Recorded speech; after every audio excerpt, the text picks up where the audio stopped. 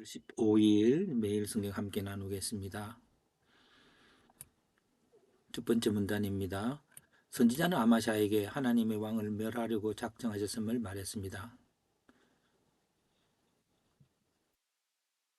하나님께서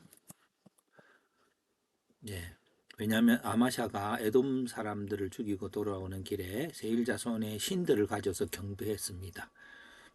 그때 선지자는 에돔의 신들이 왕의 손에서 그들을 구원하지 못하였는데 왜 왕이 그 신께 간구하느냐고 그렇게 했습니다. 그러나 왕은 들으려고 하지 않았고요.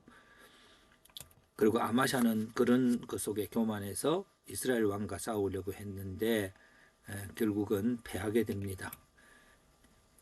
그래서 그는 체포되고 성벽도 무너지고 물건들은 뺏기고 사람들은 잡혀갔습니다. 그래서 아마샤는 여호와스의 사후 15년을 더 살아 있었고요. 결국 아마샤는 반역자들의 죽임을 당하게 됩니다.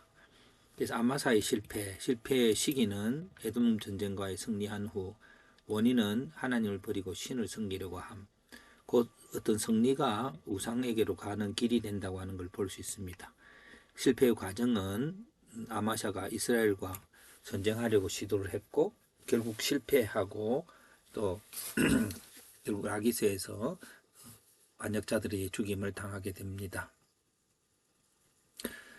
질문과 적용해서 패배한 나라의 신들을 나의 신으로 섬기려는 경우와 그 심리에 대해서 보면 기드온도 에봇을 승리한 후에 에봇을 만들어서 그것을 기념하게 했는데 이런 열등감 속에 있던 자들이 그 열등감이 해소되었을 때 결국 찾고자 하는 것은 자신의 자존감이었습니다. 자신의 자존감이 다시 하나님의 앞에서의 바른 태도로 나아가기까지 긴 세월이 실패로 인해서 반복되어져 간다고 봅니다. 승리 위에 더 큰 승리를 위해서라고 하는 그런 것들을 보면 여리고 전투에서 승리하고 아이성 전투에서 실패하고 다시 하나님께 간구하여 승리로 가는 것이 신앙의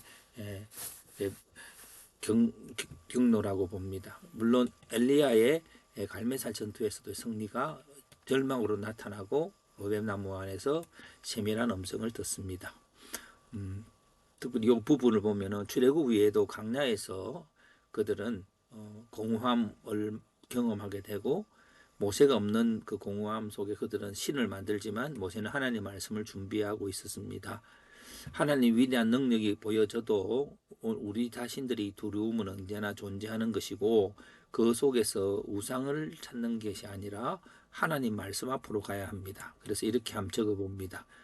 사람은 죄책감과 공허 속에 살아온다. 그리고 예수님을 믿고 승리를 경험한다. 그 승리는 안정감을 가져다 주지만 그 안정감 속에서 열등감과 죄책 속에 있던 자신이 나타나기 시작한다. 이것을 극복하기 위해 사람들은 자신이 추구하던 것을 찾게 되는데 하나님의 것이 아닌 것을 찾게 됩니다. 이것이 실패를 가져옵니다. 이것이 반복되면서 우리가 찾아야 할 것은 자신의 부정과 하나님의 은혜를 구하는 것입니다. 그 후에는 내가 승리한 것들에 집중하는 것이 아니라 영원한 진리이신 하나님에게 집중하게 됩니다. 그래서 베드로 또한 하나님을 예수님을 사랑했지만 부인하고 다시 예수님의 은혜의 자리로 그리고 예수님과의 영원한 관계의 자리로 가기 위해서 말씀 속에서 그리스도를 찾는 그런 과정이 있어야 할 것입니다.